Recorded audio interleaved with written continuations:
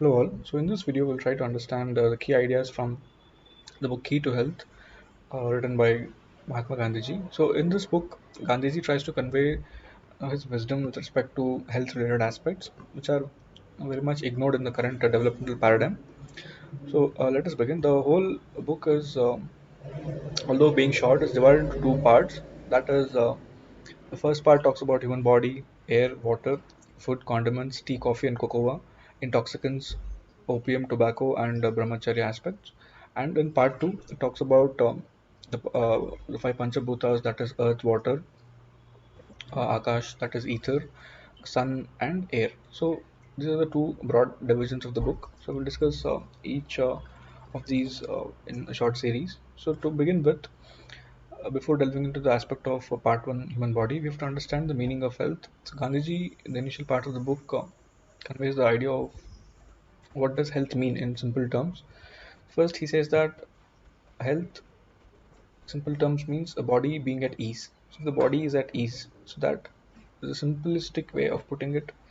That conveys the aspect of health. So body being at ease. Then he conveys that he is a healthy man who his body is free from all kind of diseases. So the aspect of disease is touched upon. So free from disease directly conveys that is a healthy person naturally, and he carries on his normal activities without fatigue. So there should not be any fatigue in doing normal activities. Such a person should be able to walk with ease, 10 to 12 miles a day, roughly translated into more than I think 15 kilometers per day, and performs ordinary physical labor without getting tired. So this is one more physical dimension which Gandhiji talks about.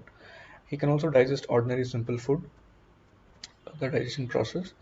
And apart from the physical aspects of health, Gandhiji also touches upon the mental aspects, that is, his mind and senses are in a state of harmony and poise. So, this is one aspect where the aspects of mind and senses are touched upon. So, they are in a state of harmony and poise. And this definition does not include prize fighters, for example, people who do boxing, etc., because they are trained for such high intense activities. The body would be trained in such a way for winning such whose prize monies, etc. So it does not include such people. Apart from it, Gandhiji mentions that a man with an extraordinary physical strength is not necessarily healthy. So this is a key thing to be understood in today's context, where people are into building up their physique. So a man with an extraordinary physical strength is not necessarily healthy. So this point needs to be understood, because Gandhiji says that in order to get that extraordinary physical strength, he would have developed his musculature, that is muscles, etc. This could possibly come at the expense of something else. So that is why uh, it says that it is not necessarily healthy.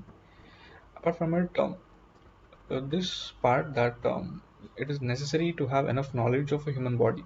So the first chapter which we discussed in the upcoming video, it is necessary to have enough knowledge of the human body which is expected to attain the above standards of health. So, knowing one's own body is an essential precondition which Gandhiji uh, puts to maintain the above standards of health.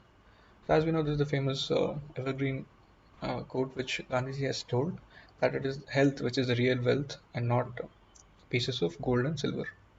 So, this line applies even today and is an evergreen stance. So, overall, what we can understand with respect to the meaning of health is conveyed by Gandhiji in the initial part of this work. So, in the upcoming series, we will try to touch upon each and every aspect. So, thank you for watching.